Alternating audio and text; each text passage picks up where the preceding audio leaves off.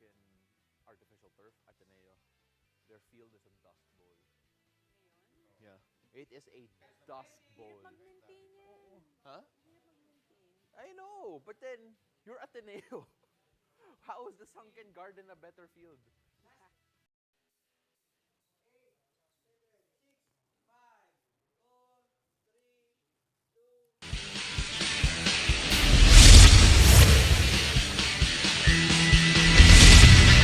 Good evening. We bring you the latest in the world of sports. I'm Paulo Del Rosario.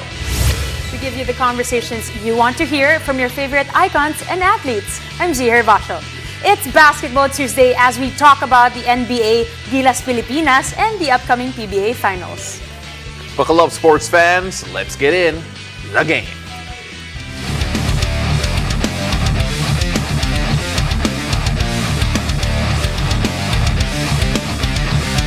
Well, the stage is set for the top two teams in the PBA to determine the kings of the Governor's Cup. Now, joining us tonight to preview the showdown between the TNT Tropang Giga and Barangay Ginebra San Miguel is PBA Rush analyst Mark Molina. Coach Mark, how are you doing? I'm good. How's everything? It's good. You know what? We're all excited for the break, but we're more excited for the upcoming finals matchup between TNT and Barangay Ginebra. We had an interesting conversation before we actually went on air, Coach. May favorites ba dito? TNT and Barangay Ginebra. I mean, on paper, some might say, hey, Ronnie Hollis Jefferson, Mikey Williams. On the other hand, Scotty Thompson, Justin Brownlee. Where do you fall? It's very hard. This should be very close. I won't be surprised if this reaches 7 games. The other team has advantages. TNT, I think, is a deeper team. I think there's more talent in the TNT team from top to bottom. But we all know what Ginebra's done in this conference the past few years. Their chemistry with Justin Brownlee is on another level. They're hurting a bit without Japet, without L.A. Tenorio, and that's why I think the bench factor favors TNT. But it's really hard to go up against Tim Cone as well in a best of 7 series. So I really think this series can go either way. I mean, previously, Ginebra, crowd favorite, never say die attitude. But TNT, this is the first time they've been in the Governor's Cup final. So does that play a factor? The fans also watching, and especially the first game happening on Easter Sunday. Probably not, because the TNT players have been to the Philippine Cup finals and the others. The only one who hasn't really done that is their import, Ronde Hollis Jefferson. But he's an NBA player. He played a long time in the league, so I don't think he's going to be fazed by the crowd or anything that's there in the finals. I don't think that will be too much of a factor. Yeah, I was going to say, if we're going to expect Ronde Hollis Jefferson to be afraid of the moment, which is the finals, I think you're asking for too much if you're a Barangay Ginebra fan especially. But let's take a look about the keys to winning here, Coach. You actually gave a couple. TNT in particular, three-point shooting, that has been a big weapon for them. No secret that TNT like hunting for the three-pointer, like getting Mikey Williams, R.R. Pogoy, and others going here. Just what else and what about it do you think that they need to do to make sure that it is a weapon that will be lethal for Ginebra? It's the main part of their offense. They will shoot a lot of threes. So this is both in volume and in efficiency.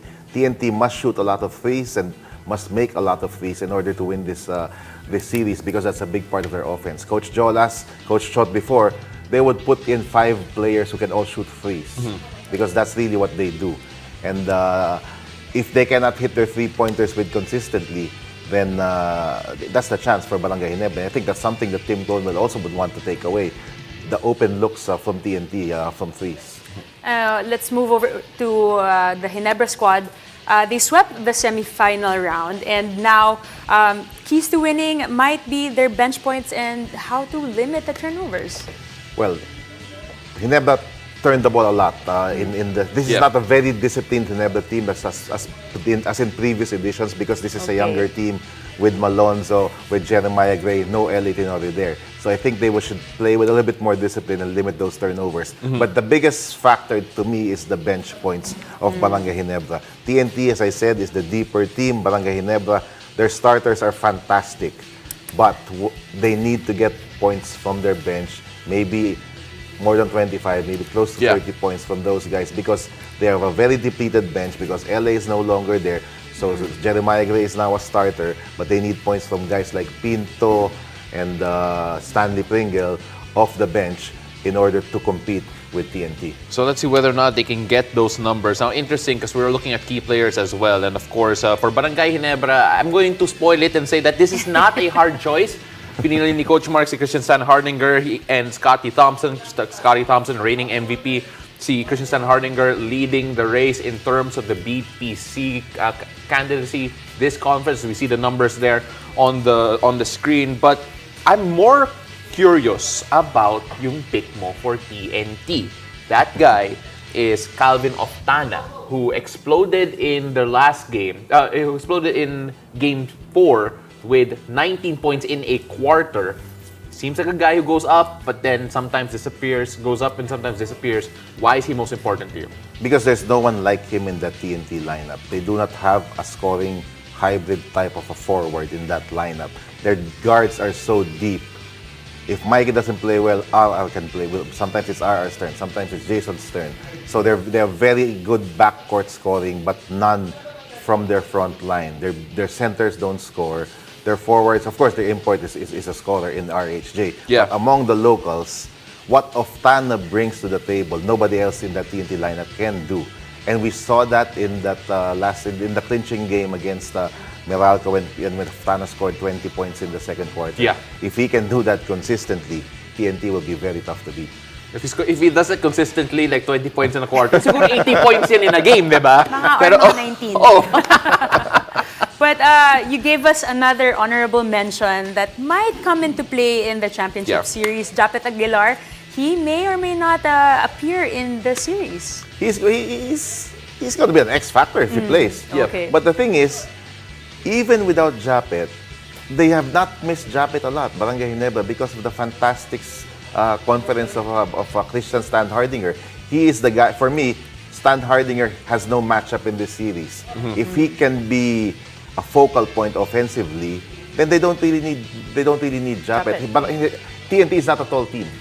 They will not beat, their centers will not beat you. So I don't think having Japet is as essential as beating at the teams like San Miguel or the other bigger teams in this league. All right, so you have time for one more question that I'm going to take off script here because magaling ka naman, Coach Mark. Eh. But right now, I just want to know, in your opinion, gaano ka-importante yung import matchup? Because on paper, again, RHJ, probably the guy that people are going to expect to have better numbers, but then Justin Brownlee is Justin Brownlee. You take a look at this, do they cancel each other out, or do you feel like one has to really overpower the other to get the win?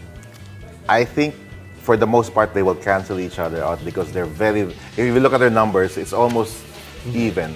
But to me, the important thing here in the import matchup is who delivers in the clutch. When it's a tied game, last 2 minutes or final seconds of the game, who can deliver more? We've seen Justin Brownlee do it time and time again here in the PBA. We have not seen RHJ do it yet because this is his first final stint. So, to me, that is the remaining question mark on RHJ's game. When they need a bucket with seconds to go, can he do it? Now, very exciting. So maybe we'll see that happening, RHJ exploding in the championship series. But before all that, Game 1 of the best of 7 series between Barangay Ginebra and the TNT Tropang Giga happens this Sunday, Easter Showdown, April 9 at the Smart Araneta Coliseum. You can catch that live on PBA Rush Signal channels 260 HD and 90 SD, also available for free on Signal Play. Don't go anywhere. We've got more hoops with Coach Mark because after the break, we'll find out the players that have the biggest burdens on their back at the end of the NBA regular season. Stay tuned. You're watching The Game.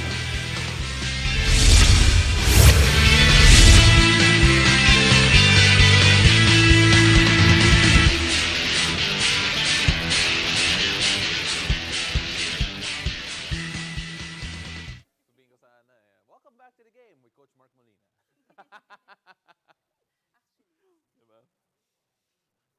Welcome to The Game, FEU edition. Can you believe UST beat Lasal? I mean, I didn't think that they would sweep. Their weakness. Yun na lang. You're welcome, UST. Pero now UST is the team that beats the streaks. Oh, weird, no? Is it a style thing? Is it a style thing? Like, the styles are just not... Meron kasing, like, iba yung laro mo pag ito yung katapat, Gets. you're extra hungry. That's real. Pero it felt like LaSalle's timing was so off against UST.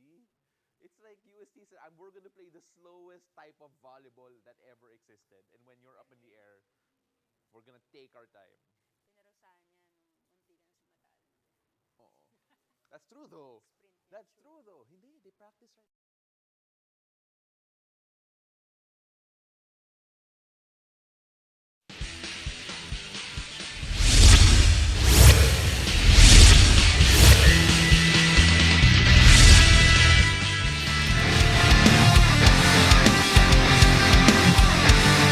Welcome back to the game. The NBA is down to its last week in the regular season, and some teams have some catching up to do. With that, of course, is the pressure to perform for some of the league's biggest stars. Still with us to name the individuals that need to step up to help their teams out is basketball analyst Coach Mark Molina. More basketball for us. More basketball for us. Sabi nga ni Coach Mark, dapat mag-volleyball din tayo eh. Pero Why let's not? stick with the NBA first. Alright. So let's now, since Coach Mark is a known not Lakers lover, we are going to start with Anthony Davis, the name that you mentioned here. Again, when healthy, Anthony Davis is probably one of the best players in the league, arguably top 10 talent here. But you take a look at this stretch in particular, very important for the Lakers. They look firmly in the playoff picture, not just the play, but the playoff picture. Why is Anthony Davis's performance so important in this time? Anthony Davis needs to produce at an MVP caliber rate this last few games for the Lakers, and he's been doing that. Yes. Last 5 games, or pretty much the entire month of March, he would have he's my choice for maybe the player of the month here in the NBA, and he's doing that very consistently, and that's why the Lakers have crept up all the way to number 7 with a chance to get to number 6. LeBron is no longer the guy. He's gonna he'll play a major supporting role for the Lakers, but it's gonna be AD who has to deliver for them to make it all the way. Coach Mark, yung director natin, LeBron fan. Baka wala ka ng solo shot after that comment. But that's really interesting considering what the Lakers are up to now. I guess going back, we've talked about that before we went on air. Do you think Anthony Davis can sustain the remaining very high-pressured last week for the Lakers to have the same numbers that he's been producing? He has not played that many games this year because he got hurt. So it's pretty much, he's been playing consistently for this past month.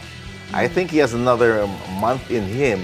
The last week here, the play-in or the playoffs already here for the Lakers. And the Lakers can really seriously make a run here if, of course, that's a big if Anthony Davis stays healthy, because they have the depth now to challenge in the West for sure. So Lakers are on the up at yung susunod nila na kalaban will be my Jazz. I'm telling you right now, Lakers fans, kung matalo pa kayo sa Jazz ko, ewan ko na lang, okay? But moving on to another team in LA, the LA Clippers, Kawhi Leonard in particular, the last 5 games, 23.6 points per game. You take a look at what Kawhi is doing and what the Clippers need to do. So they, again, up and down season a bit here for the Clippers. Also a bit quiet if you take a look at the entire NBA news cycle. Why is Kawhi so important here? The averages of Kawhi for the season and for the last 5 games is pretty much the same. Yeah. 23 points per game. That's not going to do it for you. Remember, Paul George is not there.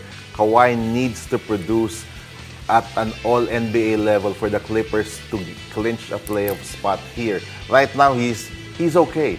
He's a good player. He's a star, but he's not that MVP Kawhi that was playing in Toronto when they won that championship.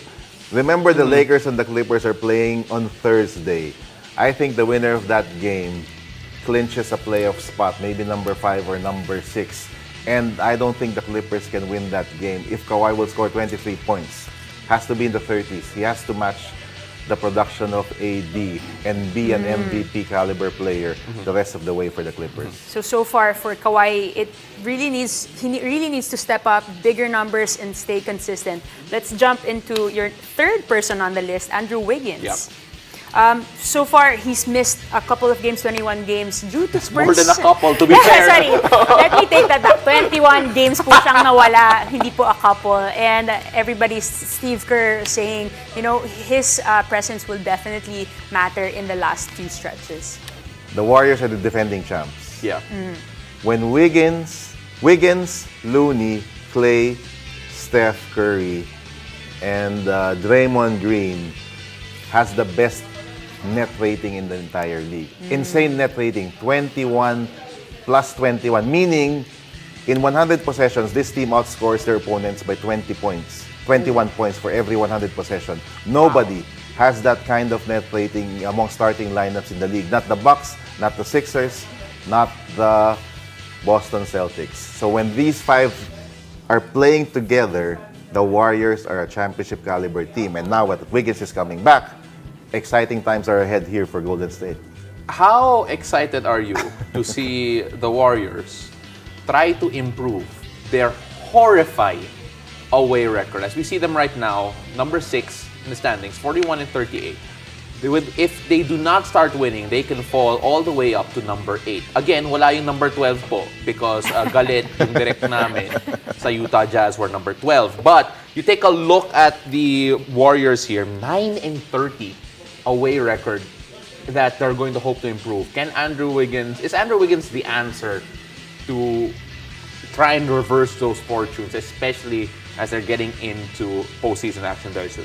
Well, Andrew Wiggins is their most complete player because he plays both ends of the floor well, offense and defense. Draymond is only a defensive player. Steph and Clay, we all know they're good on the offensive end. Yeah. But Andrew Wiggins is the guy who can put it together for them. He is also the guy that they use for when they want to go small.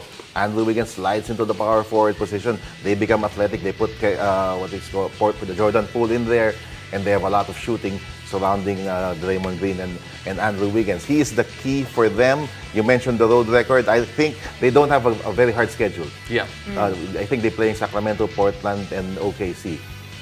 Oh, So the Warriors should probably make the playoffs safely. But the road record will matter in the playoffs because, of course, they will not have the home court advantage in the first round. Well, that's something they have to solve very quickly. And we're not done with Coach Mark. In fact, we're going to change the name of the show to The Game with Coach Mark Molina because after the break, we'll talk about the PBA and collegiate superstars that will have a chance at donning a Gilas Pilipinas jersey in the upcoming Southeast Asian Games. Stay tuned. You're watching The Game.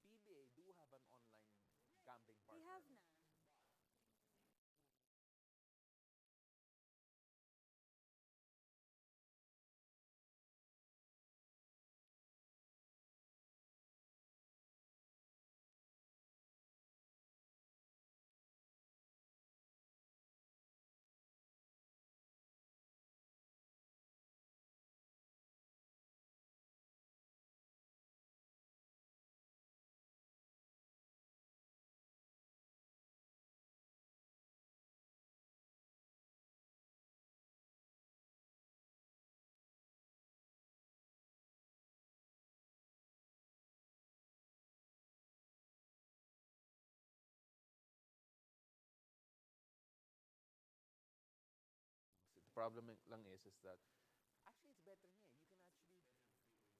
You can actually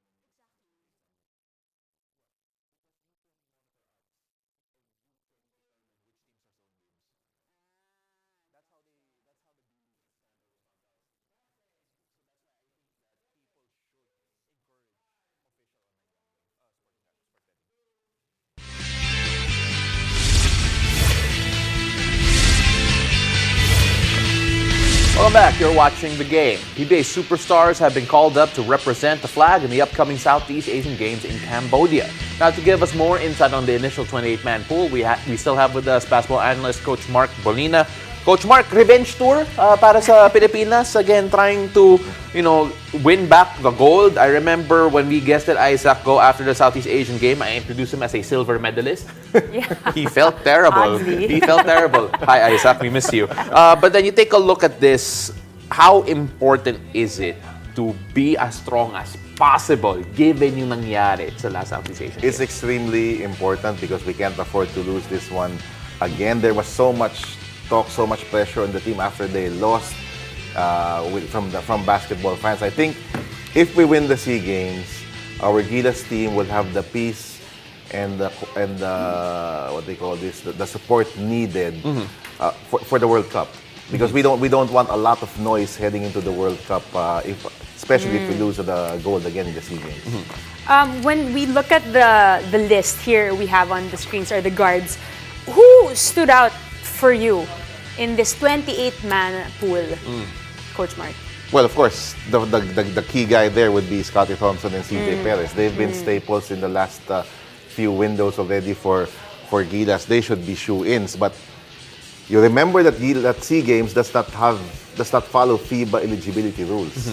So those who got their passports after 16 can still play in the SEA Games, and that's why you have a big name there in Mikey Williams. Yeah. So Mikey Williams might be donning the Gilas jersey for the first time, and that's gonna be something else. Yeah, I was going to say that the Jazz will be eliminated, so bakit hindi si Jordan Clarkson? But that is Why not? No. But all joking aside, you take a look at this list right now, and you also have a lot of college athletes there.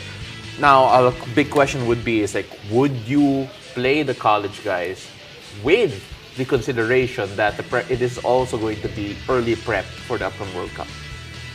I don't think the college players will make the lineup, given the depth of this lineup that Coach Chot Reyes has submitted here. Coach Chot will not risk any possible mistakes this time around with the SEA Games, and I would expect an all-professional lineup, an all-PBA lineup, because the overseas guys from Japan and from you mentioned Jordan Clarkson will not be available for this SEA Games, including Kai Soto. Yeah. So this is going to be, I expect an all-PBA team here in the SEA Games. SEA Games will happen in Cambodia this May. Yeah. Do you think it will be indeed redemption time for this squad and finally bring home back the gold? And sure ball na ba yan? Sure ball na ba yan? Justin Brownlee's there.